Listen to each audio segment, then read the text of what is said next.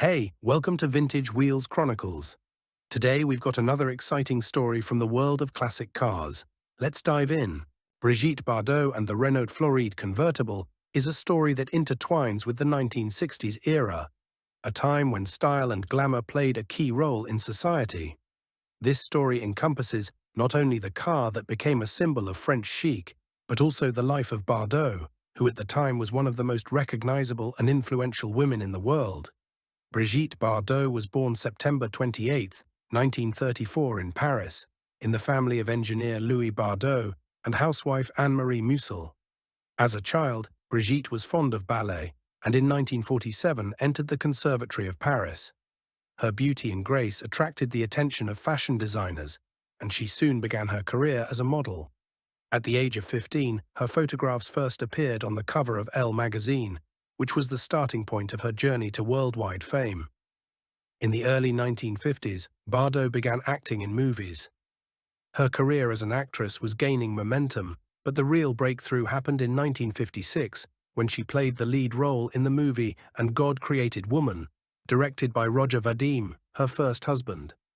This movie made her world famous, turning Bardot into a sex symbol and style icon. Her image, a free-spirited, independent and sensual woman, became the embodiment of the ideals of the time. Amid the meteoric rise in Bardot's popularity, Renault looked for ways to promote its cars among the young and fashionable generation.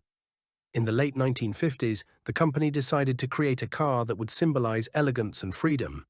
The Renault Floride is a car that was designed from the beginning to symbolize elegance, style and French chic.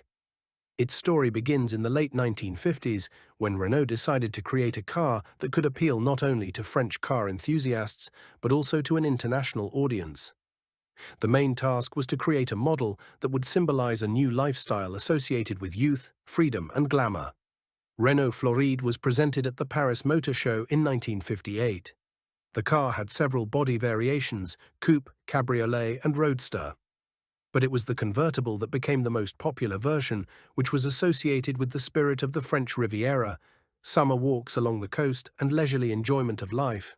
Floride was developed on the basis of Renault Dauphine, which made it quite a compact and maneuverable car.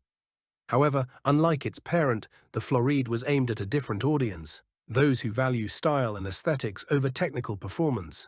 The design of the car was created in collaboration with the Italian atelier Carrozzeria Ghia, known for its work for such brands as Ferrari and Maserati. The main designer of the project was Pietro Frua, who gave Floride elegant and smooth lines, combined with the overall compactness of the body. The front of the car was adorned with sleek headlights and a chrome grille, giving the car a sophisticated and modern look. Inside the cabin, high-quality materials were used, which enhanced the feeling of luxury and comfort. But how could the car stand out against the background of many other European cars of that time? The answer to this question was found by Renault marketers, who decided to link the car with one of the most popular and recognizable women of the time, Brigitte Bardot. Bardot, who by that time had already become a real style icon and sex symbol thanks to her roles in movies and bright personality, was ideally suited for the role of the face of Renault Floride. In 1959, Renault launched an active advertising campaign in which Bardot played a central role. She was pictured with the car in various glamorous settings: on the seashore, in cityscapes, at fashionable parties. These photographs emphasized not only the beauty and style of the car, but also its association with the image of a free and confident woman. Renault Floride was created from the very beginning with young people and women in mind. The car was small enough to maneuver easily in urban environments and stylish enough to attract attention on country roads. Renault positioned it as a summer car, perfect for trips to the beach, picnics and parties. An important part of the marketing strategy was to make the Floride affordable so that not only the rich but also the middle class could afford it. It was this affordability, combined with its attractive design, that made it so popular in Europe and beyond. Renault was not wrong to bet on Bardot's image. In the late 1950s and early 1960s, she was the embodiment of a new view of femininity and sexuality. Her image was associated with independence, freedom, and the courage to go against conventional norms. These qualities were perfectly in line with the ideology Renault sought to put into its new model.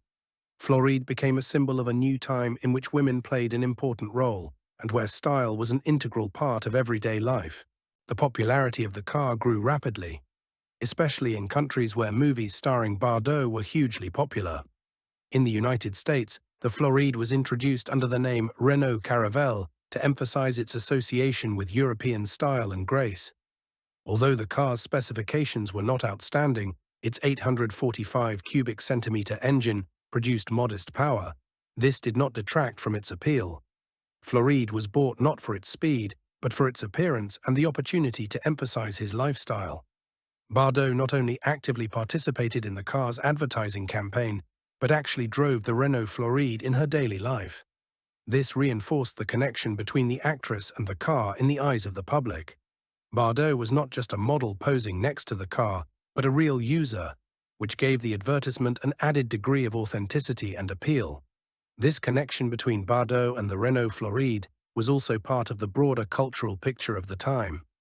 The 1960s was an era of change and innovation, when the traditional norms of society were gradually breaking down, giving way to new ideals of freedom, equality, and individuality. Bardot, with her freedom-loving image, was ideally suited to be the face of these changes. Floride, in turn, became a symbol of a new era in automobile manufacturing, when design and style became as important as performance. But like any icon, the Renault Floride could not remain at the height of its popularity forever.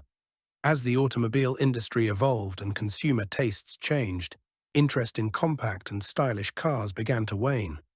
In 1968, production of the Floride was discontinued. Nevertheless, the car left its mark in history, becoming one of the most recognizable and beloved cars of the 1960s. The Renault Floride, despite the fact that its production ended in 1968, left an indelible mark on automotive history and culture. Today, this car is considered a true icon of the 1960s, symbolizing style, elegance, and French chic. Its legacy lives on in the hearts of collectors, car enthusiasts, and fans of retro styling. Today, the Renault Floride has become one of the most sought-after classic cars. Collectors all over the world hunt for surviving examples of this model, and its restoration and maintenance has become a separate branch of the classic car industry. Many surviving Florides are in private collections where they are meticulously restored and maintained in excellent condition. The value of a well-preserved or restored example on the market can reach significant sums, indicating its high value among collectors. The classic Renault Floride design, with its flowing lines and refined silhouette, continues to inspire designers and car manufacturers. In today's automotive world, the Floride's influence can be seen in the retro styling of some models, especially in the small city car and convertible segments. Its elegance and simplicity remain relevant today, which emphasizes its timeless appeal. In addition, the Renault Floride has become part of pop culture and a symbol of the era. It is often seen at various retro exhibitions and car shows, where it attracts the attention of onlookers with its beauty and history. Some countries hold special events and parades dedicated to classic cars, where Floride takes one of the places of honor. These events not only preserve the memory of such cars, but also convey the spirit of a time when style and individuality were key elements of life. Another important part of the Renault Floride's heritage is its association with Brigitte Bardot. This association turned the car into more than just a vehicle. It became a symbol of an entire era associated with the heyday of cinema, fashion, and popular culture in the 1960s. For many fans of retro culture, Floride remains an integral part of the image of that era, when cars were not just a means of transportation, but a reflection of the personality and style of their owners. Floride also continues to inspire contemporary artists, photographers, and filmmakers.